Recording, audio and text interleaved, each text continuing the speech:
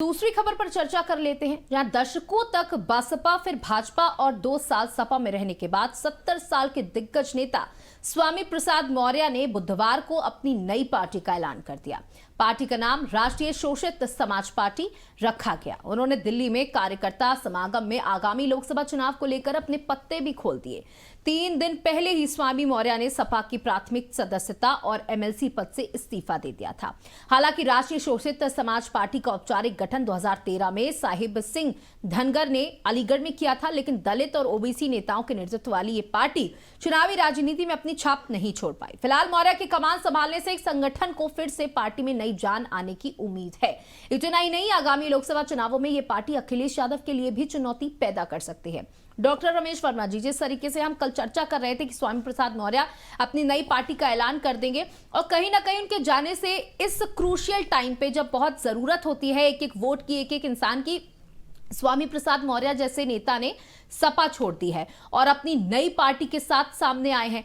अब क्या इनका गठबंधन हो पाएगा अखिलेश से, या ये चाहते हैं कि इसी तरीके, या ये इसी वजह से अलग हुए हैं कि इनको एक कद मिले, अखिलेश इनके सामने जाएं और इनको गठबंधन में शामिल होने का आग्रह करें? देखिए, जहाँ तक स्वामी प्रसाद मौर्य की नई पार्टी गठन का सवाल है, ये तो पहले से तय था, तो इसमें तो कुछ नया नहीं हुआ है। लेकिन अब ये बात है कि ये जो लोकसभा का चुनाव, उसमें इनकी भूमिका क्या रहेगी। अब एक सबसे बड़ा सवाल ये उठता है कि जो स्वामी प्रसाद मौर्य ने जो अपना झंडा दिखाया है, उसमें सबसे पहले नंबर 1 पर नीला रंग रखा है, माने बीएसपी, और उसके साथ फिर अगर बीच में देखें तो लगता है जैसे बीजेपी, और फिर अंत में आप देखें तो लगता है सपा। तो अगर यूँ देखिए तो स्वामी प्रसाद मौर्य सब तरफ से अपने को मिलाते हुए दिख रहे हैं, लेकिन अकेले स्वामी प्रसाद को मालूम है कि हम लोकसभा चुनाव न लड़ सकते हैं न जीत सकते हैं, इसलिए वो गठबंधन तो करेंगे। अब गठबंधन किससे करेंगे, ये एक बहुत बड़ी चुनौती है। ये भी संभव है कि वो कोशिश करें कि मायावती के साथ, लेकिन मायावती पहले ही स्पष्ट कर चुकी हैं कि वो तो अकेले चुनाव लड़ेंगी, और जब वो कांग्रेस और सपा को नहीं जो है महत्व दे रही हैं, तो स्वामी प्रसाद मौर्य को क्या।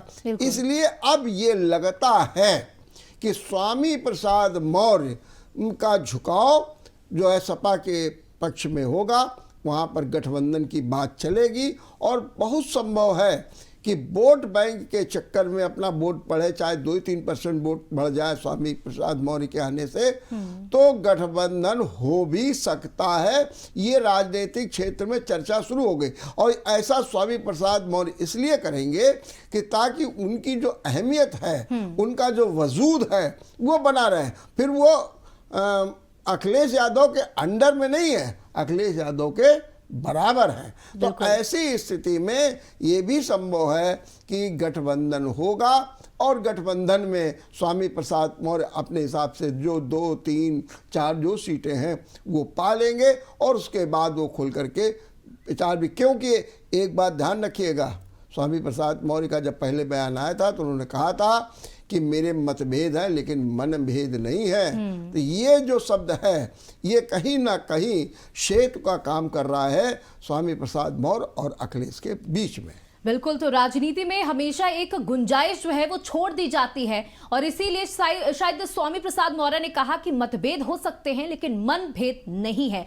तो आपको बता दें कि स्वामी प्रसाद मौर्य ने अपनी नई पार्टी का ऐलान करने के साथ ही लोकसभा चुनावों में अपनी एक नई पारी की शुरुआत कर दी है, और अब आगे क्या होगा, वो किसी के साथ चुनाव लड़ेंगे या नहीं लड़ेंगे, सपा के साथ जाएंगे या नहीं जाएंगे, आने वाला वक्त बताएगा।